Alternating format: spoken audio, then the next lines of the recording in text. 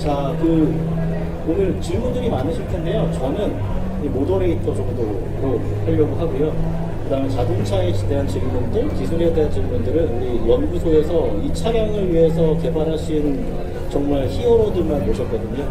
네, 이 부분에 대해서 저는 정말 감사드리고 싶고, 저는 되게 이분들을 되게 괴롭혀요. 저 이런 차 타고 싶어요. 이렇게 만들어주세요. 왜 이게 안 되나요? 사운드 이게 뭔가요? 좀 다시 해주세요. 저는 그러고 있는데요. 저 질문부터 시작하도록 하겠습니다. 어떤 것들이어도 성실하게 답변 드리겠습니다. 가장 좀 핵심적인 질문부터 좀 드려볼까 합니다. 처음 시작인데, 지금 EV6 GT도 그렇고 i5N도 그렇고 독일이나 다른 회사들하고의 차이점이라면요, 대한민국 전기차가 지치지 않고 출력을 낸다. 그러면 결과적으로 많은 전기를 쓰지 않고 인버터에서 투스테이지 방식으로 스위칭을 통해서 효율을 이끌어냈다는 말씀이시고, 결과적으로 인덕턴시 부분을 정말 끌어올리면서도 출력 제한을 거리시키지 않는 그런 어떤 해법을 찾으셨다는 얘기인데, 이제 티저를 보면서 궁금했던 게, 사실 제가 관심이 있는 거는 이게 EV6 GT보다 출력이 높아졌더라고요. 그럼 스위칭 관련해서 투스테이지, 말하자면 물리적인 인버터 하나로 두 개인 것처럼 스레이트 두 개 사용하는 것처럼 하신다는 거잖아요. 그런데 배터리 온도는 자신 있게 보여주셨는데 인버터 온도를 안 보여주시더라고요.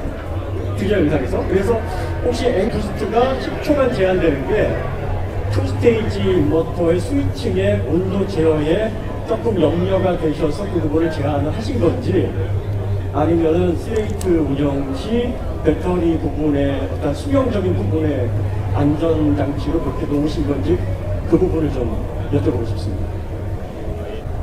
그 부분 말씀드리겠습니다. 사실 저는 이제 시험팀이고 예전에 설계팀에도 있었는데, 개발을 하면서 좀 놀랐던 것은 이지 플랫폼의 엄청난 잠재력이었습니다. 그래서 저희가 42도라는 것을 티저 영상에 내보낼 수 있었던 거는 배터리의 엄청난 잠재력이었습니다. 첫 번째 이제 엄청난 쿨링 성능, 그리고 회생제동을 이용해서 배터리 온도를 오히려 억제하는 그런 기술이 들어갔습니다. 저희도 좀 놀랐던 거는 회생제동을 하면은 부하가 증가하지 않습니까? 근데 오히려 배터리 온도는 더 낮아졌습니다. 이걸 발견하고 저희가 적극적으로 회생제동을 극대화시키는 쪽으로 개발을 했고요. 그러다 보니까 경쟁사는 회생제동이 적게 되면 브레이크가 발열이 되고 배터리 온도는 올라갑니다. 저희는 회생제동을 적극적으로 해가지고 배터리 온도를 낮추고 브레이크 온도도 낮추는 두 마리의 토끼를 다 잡았다고 보시면 될 것 같습니다. 그리고 모터랑 인버터 같은 경우는 말씀드리지 않은 이유가, 사실 배터리보다도 훨씬 더 냉각적인 측면에서 훨씬 강건한 설계가 되어 있기 때문에 배터리 온도만 표시했고, 그렇게 보시면 될 것 같습니다. 인버터 쪽은 자신 있어서 안 보여주신 건가요? 예, 맞습니다. 지금 모터 온도를 표기를 하는데, 크게 걱정 안 하셔도 될 것 같습니다. 지금 i5N이 저희가 이제 예상하기로는 이 투스테이지 인버터 쪽에서 아마 10초간의 제한을 두지 않을까라고 저희가 예상을 했는데 그게 나왔거든요. 그렇게 설계를 하신 주된 목적이 있으실 것 같은데. 저희가 설계자는 아니어서 아주 구체적으로 말씀드릴 수는 없지만, 대략적으로는 모터와 배터리 등이 이제 최대 성능에서 좀 더 플러스기 때문에 효율이 이 정도가 한계라고 보고 있습니다. 그래서 배터리도 그 정도 이상으로 쓰게 되면 무리가 갈 수 있기 때문에 저희가 10초를 부스트를 사용하는 것으로 개발을 했습니다. 저희가 사실 물론 회생제동도 말씀을 하셨는데, 굉장히 저희는 회생제동까지도 그냥 자동차를 좀 재밌게 만드는 부분에 좀 포커스를 두고 싶었어요. 물론 이제 열 에너지 해석적인 부분도 있겠지만, 회생제동을 함으로써 브레이크에 대한 물리적인 부담을 굉장히 최소화하고, 어차피 저희가 최초로 400mm 디스크에 풀 피스톤 테스트를 썼거든요. EV6 GT는 조금 더 작아요. 그런 부분도 저희는 재밌는 자동차 만들기 위해서 포커스를 뒀습니다. 혹시 또 다른 질문 있으신가요? 마이크 좀 전달해주세요. 워낙 고성능 모델이라서 배터리에 안 좋다고 알려진 좀 빠른 충반전이 되게 많을 것 같은데, 이런 거가 이제 나중에 배터리 수명이 빨리 줄어들까 이제 걱정스럽거든요. 혹시 아이오닉 5에는 이런 배터리 급속 충방전에 대한 그런 대책이 있나요? 고출력을 낼 수 있는 배터리지만 연구소에서 이제 그런 부분까지도 다 내부를 기본 이제 아이오닉 5와 동일하게 맞출 수 있도록 개선을 했고요. 그리고 아까 이제 김용재 치님께서 설명해 주신 것처럼 실제 회생불동을 저희가 과감히 많이 썼고 거기에 따라서 배터리 온도가 다운이 되는 게 아니라 오히려 배터리 온도를 더 떨어뜨릴 수 있었다라는 점에서 오히려 내부적인 측면에서는 더 도움이 되는 방향으로 저희가 기부를 할 수 있었습니다. 그래서 일반적으로 생각하면 고출력을 쓰고 회생비동을 더 많이 하니까 배터리 내부에 안 좋겠지라고 하지만 회생비동을 더 많이 씀으로써 실제로는 배터리 내부에서 좋은 방향으로 개발을 했고요. 저희가 보증하는 기간 또한 기본차와 동일한 방향으로 그렇게 지금 검토를 하고 있습니다. 이상입니다. 네, 안녕하세요. 박주원입니다. 그 냉각 라인에 대해서 여러 가지 여쭤보고 싶은데 이번에 티저에서도 보니까 내려본 그림 달리고 나서 내어나온 번 하면서 한 바퀴 더 달릴 수 있다는 걸 보여주던데 그러면 몇 바퀴나 달릴 수 있는지 오늘 말씀해 주실 수 있는지 인제라도 원몰랩 그렇죠. 저희가 원몰랩 하고 저 바퀴도 근데 있습니까? 그날 찍었을 때 저랑 같이 현장에 계신 분이 계세요. 여기에 네. 그분이 컴퓨터 갖고 계속 제어하고 확인하면서 진짜 계속 몇 시간을 미루링 뒤에 안쪽으로 앉아서 컴퓨터를 보시는 분이 계세요. 네. 이승열 책임입니다. 자, 답변 주시죠. 냉각 라인부터 얘기해 주세요. 자, 그 냉각 라인이 온 라인과 저온 라인 두 가지로 가고 있다고 하던데 어떤 식으로 나뉘어져 있는지. 네, 잘 들리시나요 지금? 네, 잘. 그럼 말씀드릴게요. 냉각 라인 자체는 그 저희 EGM 플랫폼 자체가 저온 영역을 담당하는 OPR이라고 고템퍼스 라디에이터하고 이제 고온 영역을 담당하는 하이템퍼스 라디에이터가 있거든요. 근데 그 두 가지가 물리적으로 분리는 돼 있는데 중심점에 또 하나 그 스네시 쿨러가 스네시라는 컴프레서가 있어가지고 그 역할이 모터 풀리면은 주로 고온 영역을 되고 그다음에 좀 낮은 온도가 필요한 배터리 쪽은 그런 저온 영역을 따로 분리돼 있어요. 근데 그렇다고 해서 두 개 가지고 분리된 게 아니라 또 중간에서는 효율적으로 또 서로 열교환이 필요하면은 쓰고 있거든요. 냉매를 시킬 때는 같이 사용을 하고 있고요. 그러니까 초기에 저희가 보시면 내용이나 처음부터 개발했지만 EV 영역이 사실 새로운 거기 때문에 저희가 그 부분에 이제 많이 좀 고민을 많이 했고 많은 평가를 하면서 이제 EV 특성을 찾다 보니까 모터 쪽에도 많이 보강이 필요를 이제 배달하고 그래서 HTR 많이 보강을 하고 그다음에 LTR 어느 부분에 조율을 하고 그래서 각각의 영역에 대해서 이제 열관리를 저희가 추적을 해가지고 그러니까 실제로 이제 두 분에 하시면 리버블이 좀 능력이 가능하냐 그래서 그거는 왜 나오나 그랬는데. 할 겁니다. 저희가 조금 더 이제 네, 지금 그게 아니고요. 저희가 좀 멋지게 공개를 하고 싶어서. 네. 힌트 잠깐 드리면은 뭐 인제에서도 평가해봤고 저희가 영암선 많은 상급 경험을 해봤는데 아마 인제에서 월세션 타는 데는 부담 없으실 만큼 제가 개발을 해놨습니다. 8바퀴. 저는 이제 원 세션은 이제 국내나 다른 나라 뭐 기준으로 다른데 20분일 수가 있고 20분일 수가 있어요. 근데 그 세션을 한 번 다 타도 문제가 없이 하려는 게 이분들의 그리고 저의 꿈이었고 그 부분에 대해서 자신 있게 말씀을 해주신 것 같습니다. 혹시 다음 질문 네, 안녕하세요. 그 로드테스트의 김기방 부장이라고 하고요. 아까 사운드가 굉장히 흥미로웠습니다. 근데 이제 영상에서는 워낙 사운드가 크게 나와서 실제 어떨지 되게 궁금한데 일단 실내와 실외 사운드의 최대 데시벨이 한 몇 정도까지 설정이 되어 있는지 궁금하고요. 질문이 좀 세 가지입니다. 두 번째 질문은 양반 운전이 가능한 세팅이 되어 있다고 했는데 제동과 가속을 동시에 입력을 했을 때 어떤 상황에서 어떻게 판단하고 이런 걸 좀 예시를 들어서 설명을 해주시면 좋을 것 같고요. 보통 고성능 버전을 만들면은 출력을 높이고 무게를 줄이는데 전기차다 보니까는 결국 무게가 늘어날 수밖에 없는 한계가 있을 것 같은데 공차 중량 기준으로 아이오닉 5와 대비해서 어느 정도 무게가 늘어났고 그 무게 증가를 최소화하기 위해서 어떤 노력들이 있었는지 좀 예시를 들어서 설명을 해주셨으면 좋겠습니다. 첫 번째 질문은 윤태곤 책임님 저랑 굉장히 많이 이루어졌던 윤태곤 책임님한 답변해 주시면 좋겠는데 사운드 배열에 대한 문제가 있고요. 우선 외부부터 좀 먼저 말씀을 드리면 외부는 저희가 실내와 다르게 외부는 이게 외부 겁들이 많이 있지 않습니까? 음량이 너무 커도 안 되고 또 뭐 아바스 뭐 그런 것들이 있기 때문에 이게 법이 정해져 있습니다. 그래서 저희가 음량을 더 높이고 싶어도 뭐 더 못 높이는 어떤 그런 문제가 있었고요.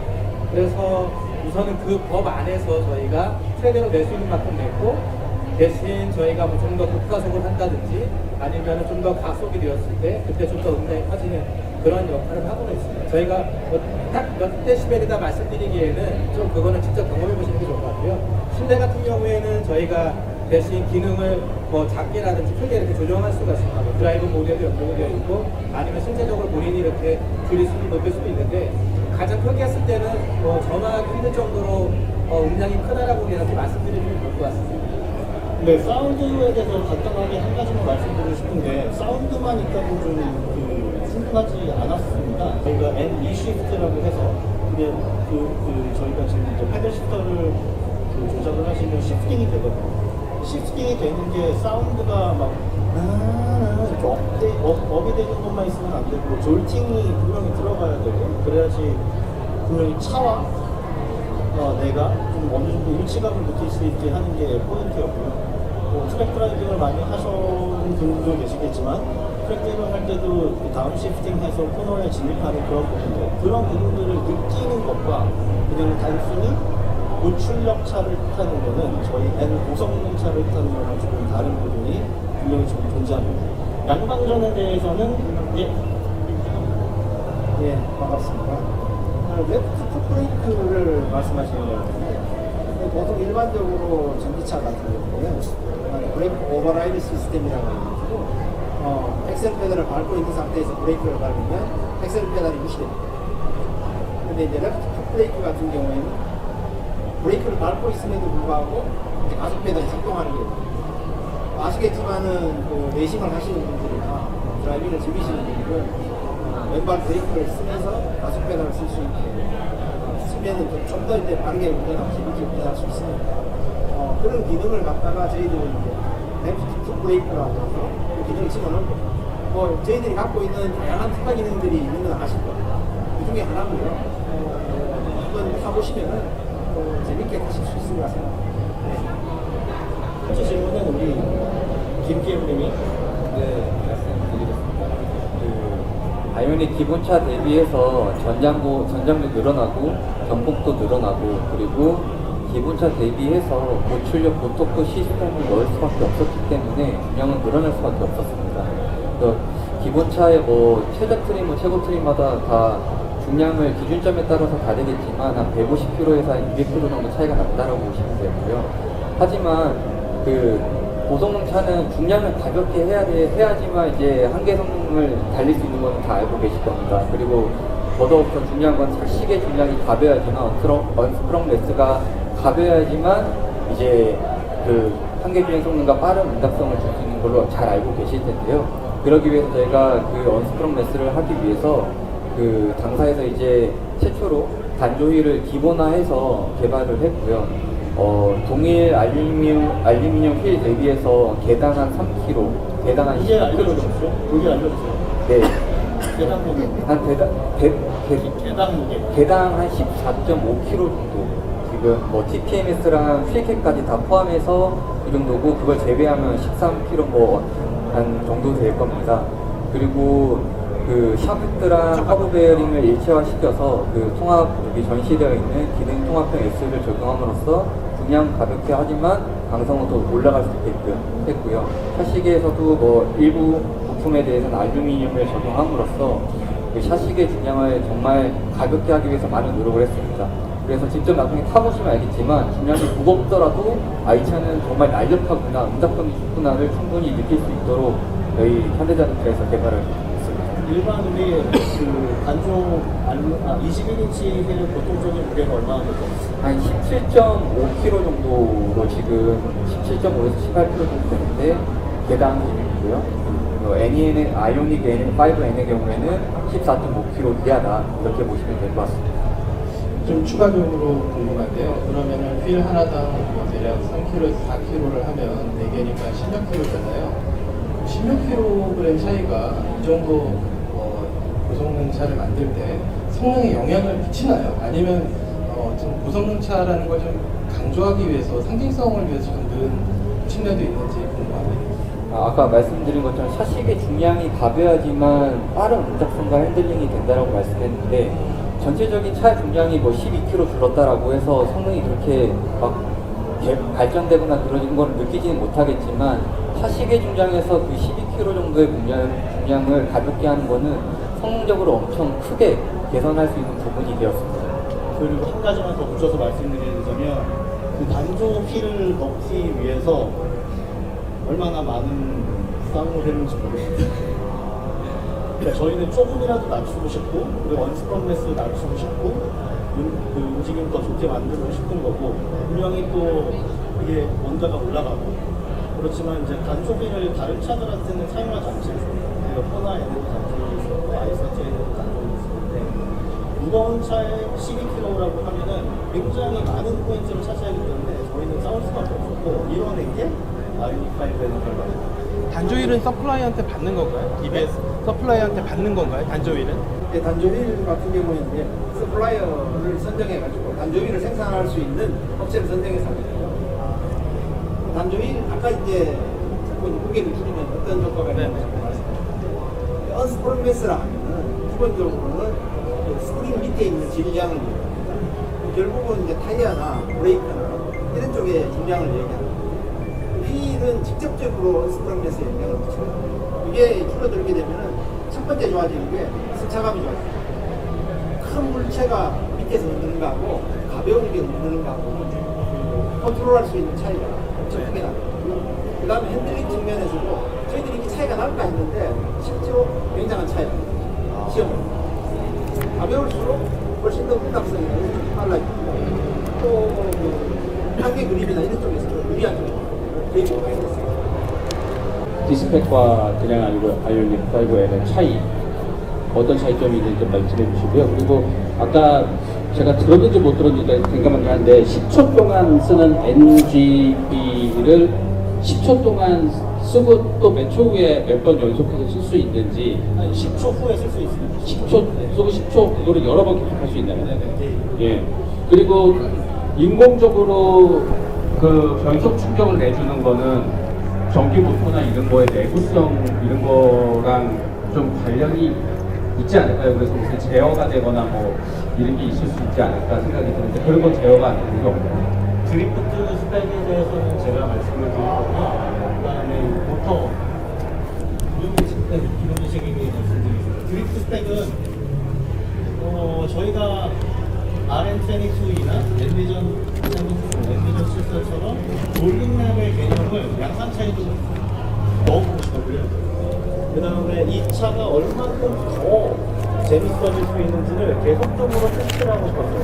그러니까 뭐냐면 우리는 예를 들어서 뭔가 OTA 업데이트를 한다든지 할 때 N에서는 과연 전기차 소프트웨어적인 그 제어를 가지고 뭘 더 할 수 있을까를 더 연구해 볼 수 있는 차량이 되는 거고요. 그 다음에 저희 그 드리프트 스펙에 바꾼 거 크게 없습니다. 하이드롤릭 브레이크, 저희가 이제 아이오닉 5에는 ETB가 들어가기 때문에 저는 모션을 하려면 하이드롤릭 미러 브레이크가 들어가야 되고 그 다음에 저희가 사실 아까 윤세건 책임님이 말씀해 주셨는데 규제가 있어서 사운드 데시벨을 더 높일 수가 없어요. 근데 오늘 내일 보시면 아시겠지만 전기차가 조용히 지나가잖아요. 사람들이 관심이 없거나 웃거나 합니다. 고성차 좋아하는 사람들. 이번에 드리프트 스펙에서는 저희 있는 스티커 말고 저희 지금 사진도 보여드리고 싶은데 저희가 그냥 머릿속에 상상한 좀 더 큰 스피커를 그 다음에 같이 그 연구소와의 튜닝을 통해서 만들어서 데시벨이 굉장히 큽니다. 그런 부분들을 하나하나 양산차에서 더 할 수 있는 부분들을 만들어가면서 하고자 했던 게 드리프트 스펙이고요. 그 다음에 아까 보셨겠지만 영동에도 보셨겠지만 그런 부분들도 하나하나 더 한 번씩 더 연구할 수 있고 그런 부분이 있고 이번에는 또 이제 우리 차를 보시면 N 드리프트 옵티마이저라는 게 있습니다. 그러니까 드리프트를 잘 하시지 못하는 분도 좀 더 조향력이라든지 뭐 센싱을 통해서 좀 더 드리프트를 재밌게 하는 부분들이 있는데 그 부분들도 계속적으로 개선이 될 수 있는 포인트들이 드리프트 스펙에 대한 도전이고 또 하나의 넥스트 레벨업이 될 수 있는 기회가 될 것 같습니다. 변속 충격을 이제 NEC부터에서 구현했는데 그것이 모터라든가 이런 부분 내부에 어떤 영향을 끼쳤는지 여쭤보신 것 같고요. 그 부분은 지금 저희 아시는 것처럼 저희 N차들은 모두 니르브루크링에서 그 내부 검증을 하고 있습니다. 그래서 그곳에서 말씀드렸고요. 예, 그 10,000km 테스트를 합니다. 아시겠지만 서킷에서 이렇게 10,000km를 달린다는 건 엄청난 이제 내부 테스트가 되는데요. 그것들을 이제 버텨내기 때문에 저희는 내부가 검증이 됐다고 보고 있습니다. 네, 일반 서킷에서 10,000km를 하는 거랑 우리가 어떻게 또 차이가 있는지 좀 알려주세요. 정확하게 제가 지금 그거를 말씀드리기는 그렇고요. 어쨌든 니버링이라는 데가 상당한 부대차가 있고 속도가 일반 트랙에 비해서 훨씬 더 빠르게 달릴 수밖에 없는 그런 트랙이기 때문에 제가 보기에는 일반 트랙에 비해서는 뭐 1.5배 이상은 훨씬 더 가혹하다고 판단하고 있습니다. 개발하면서 가장 뭐 까다로웠던 점, 어려웠던 점이 어떤 것이 있고 극복하기 위해서 어떤 노력하셨는지 궁금하고요. 그리고 다른 고성능 전기차들과의 i5N의 차별점이 있으면 말씀해 주시면 좋을 것 같고, 마지막으로 모두가 다 궁금해하실 텐데 그러면 오리지널 N 모델이 나오는 것인지, 나오면 언제 나오는 것인지. 오리지널 N 모델이라고 하시면 N 전용으로 개발하는 N 전용 모델 세 번째 질문. 어려운 점, 다른 차와 차별점, N 전용 모델. 알겠습니다. 첫 번째는 어려운 점 누가 하시겠어요? 예, 제가 네. 저는 이제 저희가 성능 전기차에 퍼스트 무버가 되기 위해서 참조할 만한 차들이 그렇게 많지는 않았어요. 이전에는 저희가 패스트 팔로우 측면에서 많은 경쟁차들의 장단점을 분석을 하고 거기에 맞춰서 우리가 채점할 수 있는 부분이 뭐였냐라는 고민을 많이 했다라고 하면 아이오닉 5에는 저희가 선도주자로서 어떻게 해야지만 시장에 고성능 전기차가 잘 진입할 수 있고 우리 N 브랜드가 시장에 잘 어필할 수 있는지를 고민이 되게 많았습니다. 그래서 신규적인 기능을 어떤 거를 적용할지 NEC 부트, 그 다음에 사운드, 그리고 계속 공개했던 N 드리프트 옵티마이저, 뭐 F페달 여러 가지 기능들을 저희가 기획부터 어떻게 이거를 저희가 기획부터 해서 개발 그리고 평가를 다 받으면서 아 정말 고객들이 원하는 기능들이 이런 거겠지라는 거를 저희 스스로 만들어내는 거에 대해서 좀 신경이 많았고 그거를 위해서 연구소의 이제 설계 시험뿐만 아니라 마케팅에서도 굉장히 기획 단계부터 먼저 감사합니다. 그렇게 돼서 저희가 어떻게 보면 이 한 차를 정말 재밌게 만들어 보자. 그래서 단합해서 그렇게 만들려고 되게 노력을 많이 했었습니다. 그래서 어느 차보다 정말 연구소와 본사와 마케팅이 정말 잘 어우러졌다라고 말씀드리고 싶고요. 두 번째 질문은 뭐예요? 두 번째 질문은 이제 첫 번째 질문에 잠깐 설명드리면 어려운 점이 정말 있었어요. 왜냐면 전기차에서 우리가 고성능 감성을 줄 수 있는 게 뭘까? 그게 과연 될까? 우리 머릿속에 있었던 그런 부분들이 과연 구현이 되는 건가? 네, 이런 부분들을 다 구현해 주셨기 때문에 오늘 이 날이 있었던 것 같고요. 그 다음에 차별점에 대해서는 열 관리에 대해서 한번 유승열 책임님이 얘기를 한번 해주시고, 네. 차별점. 네, 엔듀런스 얘기해 주시고, 그 비료 프로그램에서 살았던 분 얘기해 주시고. 갑자기 쑥스러운 게 당황스럽긴 한데, 뭐 말씀하신 것처럼 사실 저희가 처음 시작한, 원래는 보통 저희가 많은 차들을 보고 이제 배우고 벤치마킹 하면서 이제 데이터를 얻어가면서 하는 과정이 필요한데, 막상 하다 보니까 베이스가 없더라고요. 그러니까 그 좋다는 뭐 포르쉐 타이칸이나 예를 들어서 그렇지만 나름 저희가 좀 약간 따랐고 어떻게 보면 방향을 갖고 이만큼만 하면 되겠지 했는데 뭔가 부족한 것 같기도 하고 이 전기차는 난 테슬라도 유명하니까 막상 타보니까 이건 또 아니고 그런 과정이 정말 어려웠던 것 같고요. 그래서 사실 처음에는 딴 것보다 무거운 차가 서킷을 달리면 안 된다고 생각을 했습니다. 사실 제동이나 이런 부분이 처음에 안 갖춰졌을 때 약간은 뭐 슬로브 달렸다고 할까요? 정말 모든 시스템이 안 됐을 때는 뭐 그런 약간 위험한 상황까지 경험했는데 어쨌든 지금은 다행히 결과물이 잘 나와서 이렇게 여러분들 앞에 보여줄 수 있는 것 같습니다. 그다음에 차별점 얘기하는데 어려운 점 얘기하는데 그게 차별점이죠. 네, 한번 N 전용 모델에 대해서는 어떤 질문인지 다시 한 번만 얘기를 해주죠. 그러니까 뭐냐면 뭐 이건 N 전용 모델이 아니다. 아이오닉 5라는 기본차에 N 모델을 간다. N 전용 모델은 자동차를 사랑하는 사람들은 전부 다 모를 것 같아요. 그런 것 같고 저희가 오늘 이 자리에서는 말씀드릴 수 있는 부분은 없는 것 같고요. 오늘은 아이오닉 5에 집중을 하고 그 다음에 저희가 사실 지속적으로 좀 작년에 엔비전 74, RN22 타보신 분들도 계시고 저희가 매해 계획을 한 3, 4년 전에 세우거든요. 그러니까 저희 지금 2030년까지 계획을 가지고 있고요. 그 부분을 위해서 내년에 뭐 할지가 아니라 3년 후에 이걸 하겠으니까 이걸 지금 해야 돼 라는 부분으로 뛰어가고 있어서 우리 직원들 좀 힘든 부분이 있고요. 네. 그 부분에 대해서는 계속 꿈을 키워나갈 거고요. 걱정 안 하시게 재밌게 그래서 만들어 보도록 하겠습니다.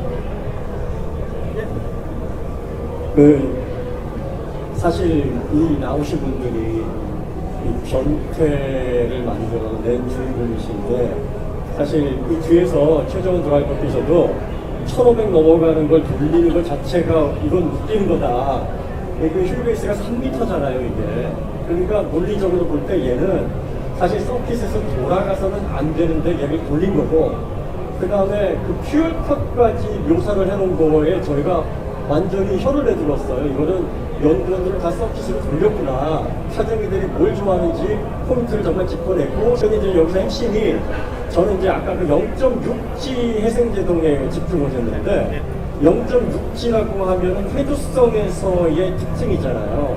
그러면 여기에서 출력과 효율과 제동 이 세 가지가 아이오닉 5에서는 가장 아킬레스 건이었을 거란 말이에요.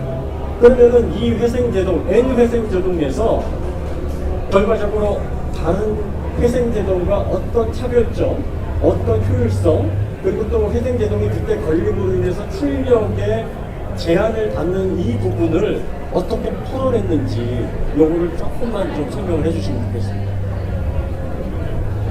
일단 제가 한마디만 먼저 드리고 0.6G를 표현한 이유가 있습니다. 보통 제동할 때 TCR 제동하실 때 1G 걸립니다. 근데 0.6G는 저희가 N 페달인데 그 레프트 브레이킹 없이 그냥 엑셀을 막 쓸 때 0.6G가 걸릴 수 있는 N 페달을 만들었습니다. 0.6G가 만들어서 제가 제일 처음 느낀 건 방금 말씀하셨듯이 이 3m의 휠베이스로 가는 차가 되게 휠베이스가 짧은 차처럼 느껴지는 그런 느낌이 있어서 저도 정말 깜짝 놀랐고 N 페달 하면서 두 가지를 할 수 있거든요.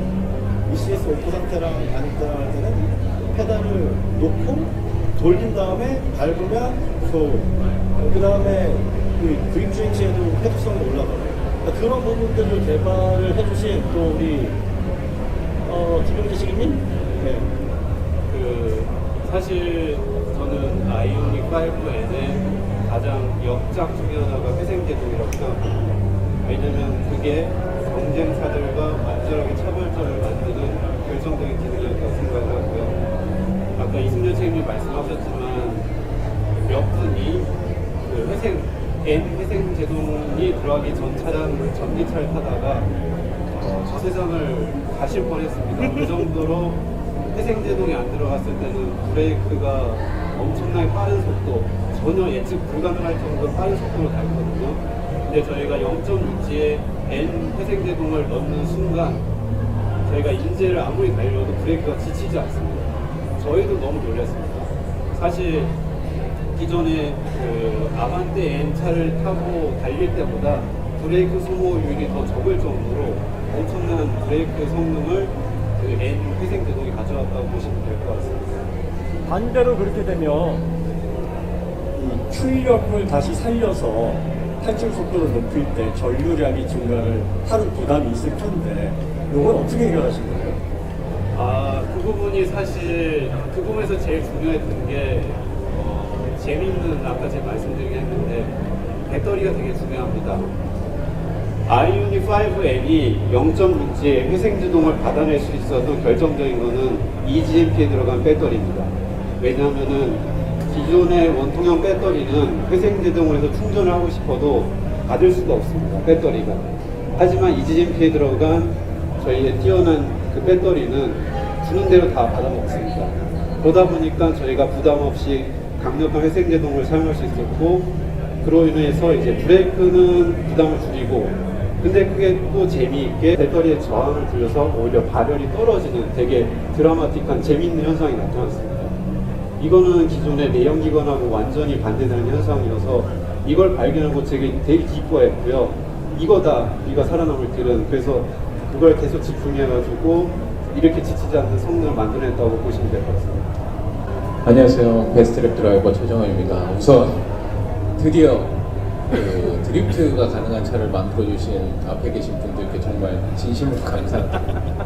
드디어 엠브랜드도 앞바퀴블링만이 아닌 드디어 뒷바퀴블러가 너무 기쁘고, 그거에 관련된 질문인데 총 뭐 두 가지인데, 저희가 아까 차를 봤을 때 그 N 토크 디스트리뷰션에 전륜으로 또 돌리고 후륜으로 맥스로도 돌렸을 때 저희 강병희 드라이버와 나눈 대화에서 과연 앱 프론트로 다 주면 이게 이 전륜의 100%의 출력을 주고 후륜을 끊는 것이냐, 반대로 후륜은 후륜 모드로 완벽히 놨을 때 전륜이 정말 개입을 안 하는 것이냐가 궁금했고, 두 번째는 다양한 주행 사운드가 있었는데 나머지는 다 알겠는데 에볼루션 모드는 사실 이건 어느 컨셉이었을까가 아직 자세히 못 들어봐서 그게 제일 궁금했었는데, 그 부분하고 또 하나 이제 말씀드리면 지금 광고도 그렇고 아까 M 모먼트 때도 그렇고 너무 멋있는 모션을 보여주는 차임은 저희가 눈으로 다 봤는데, 하나 걱정되는 건 그 N 드리프트 옵티멀라이저? 네, 그게 있다는 건 제가 걱정되는 건 아직 안 타봤지만 혹시 초보자는 가능하지만 이미 잘하는 사람에겐 어려운 드리프트 모드이지 않을까라는 걱정이 있어서 그 부분에 대해 궁금합니다. 엔토크 디스트리뷰션 관련해서는 그 부분을 저희가 좀 고민을 많이 했습니다. 왜냐하면은 누구 말이 맞나 나오는 거예요. 질문을 너무 잘해주셨고요. 이제 후륜 100을 놓고 탔을 때 이제 고민이 두 가지였습니다. 후륜 100을 넣었으면은 후륜만 돌았으면 좋겠다라는 니즈가 있고요. 거꾸로 트랙을 탈 때 후륜 100으로 놓고 탈 때 이제 언덕길 이제 풀가속을 해야 되는데 후륜만 사용을 하면은 가속력이 떨어지지 않습니까? 그래서 저희가 이제 후륜 100을 놨을 때는 중간까지 밟을 때는 후륜 쪽으로만 보내다가 이제 풀가속을 할 때는 전륜도 어느 정도 줍니다. 근데 후륜 100일 때는 그거를 올라가는 양을 좀 전륜 쪽에 올라가는 제한을 하고요. 중간 영역 때는 중간까지는 설정한 비율대로 움직이다가 그 이상 올라가게 되면은 전후륜 다 상승을 해서 이제 가속력을 최대화하는 쪽으로 개발을 했습니다. 전륜으로 100% 했을 때도 절반까지 했을 때는 전륜 100으로 가지만 그 이상 올라가면은 후륜도 좀 올라가서 그런 현상이 있습니다. 그 에볼루션 사운드 관련해서는 엠브랜드 최초로 차 없이 브랜드만 런칭했을 때 런칭했던 차를 혹시 기억하시는 분이 있을지 모르겠는데 N2025 비전 그란 투리스모가 있습니다. 근데 차를 컨셉만 잡고 만들었는데 미래에 이게 이제 후속 컨셉으로 잡았고 엔비전 74가 그 컨셉을 이어가서 저희가 그걸 이제 꿈을 실현한 그룹 하나 있고, 과거에 N2025 비전 그란 투리스모 2015년도에 엠브랜드 런칭할 때 만들었던 사운드가 베이스입니다. 그때 미래의 고성능차 전기차 수소차, 모터로 가는 차는 어떤 차 소리가 날까? 라는 걸 되게 많이 고민을 했고요. 그래서 뭘 했냐면 어떤 차의 선행 개발 중인 인힐 모터를 가져다가 녹음을 하고, 그 다음에 퓨얼셀 스택에서 나온 특정 헤르츠에 대한 사운드를 그것도 녹음을 하고, 그 퓨얼셀 스택에 있는 에어 컴프레셔에서 보는 한 15,000rpm 이상까지 보는 에어 컴프레서 소리도 같이 녹음하고, 한 6가지 종류를 같이 녹음해서 믹스를 했던 게 저희가 N2025 비전 그란 투리스모, 그란 투리스모라는 게임에 들어갔던 사운드입니다. 그 게임을 해보셨으면 저 사운드가 굉장히 익숙하실 거예요. 그런데 제가 문태문님께 부탁을 드렸어요. 미래의 사운드, 옛날에 우리 생각해보는 했던 게, 같이 만들었던 게 아이오닉 5에 들어가면 어떨까? 근데 진짜 만들어봤는데 리튬을 했고요. 그거를 베이스로 에볼루션 사운드를 만들어 쓰고 있었다는 게 굉장히 예전부터 생각한 게 또 상상이 현실로 되는 부분들이 재밌었던 부분입니다. 문태문 님이 혹시 덧붙여서 말해주시겠어요? 근데 사운드는 워낙 호불호가 많은 부분이기도 하고요. 그래서 에볼루션을 만들 때 정말 얼마나 많은 사람들이 소리를 좋아할까 그런 것도 좀 저희가 고민을 많이 했고, 지금 에볼루션 선생님께서 말씀하셨지만 그 소리는 저희가 N2025 하면서 25년도에 그런 것들을 바라보고 있어 만들었지만, 실제적으로 저희가 그 전에 나왔던 차들이 몇 개 더 있었지 않습니까? 가상 사운드가 들어갔던 몇 번 차들이 있었는데 그쪽에 또 저희가 시도를 안 해본 건 아니에요. 하지만 차와 소리가 안 맞는 거죠. 왜냐하면 그 소리는 저희가 되게 고성능의 어떤 그런 컨셉을 가지고 이미 좀 기획을 하고 만들었던 소리인데, 이제서야 조금 그런 차가 만들어졌고 그 소리를 이제 이 차에 붙이기 시작한 거죠. 빅 옵티마이저라는 포인트를 분명히 강조를 드리고 싶어요. 근데 전기차에서 할 수 있는 가능성은 굉장히 많이 열려 있거든요. 그러니까 저희가 지금 잘 하시는 분, 잘 못 하시는 분이 있습니다.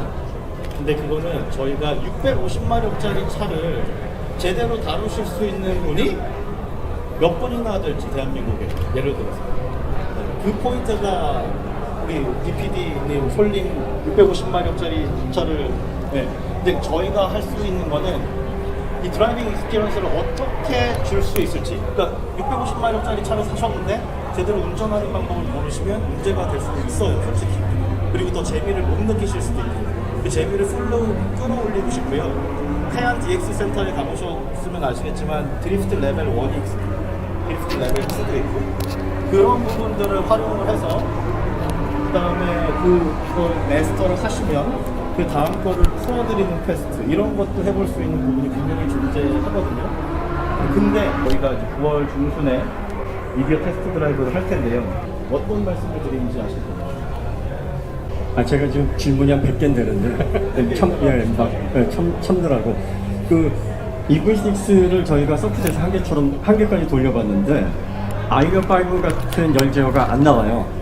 그러면 C8에 대한 출력 밀도가 아이오5N의 배터리가 바뀌었다는 얘기인데, 그 용량도 바뀌었기 때문에 출력이 어느 정도 상승한 걸 감안하더라도 부스트 모드에서 출력까지 합치면은 이제 C8 상승분도 높고 출력 밀도가 이건 분명히 다른 모델이다. 그래서 혹시 그 SK 구간반 같은 들어간 새로운 그 양극재 타입을 공개를 해주실 수 있는지.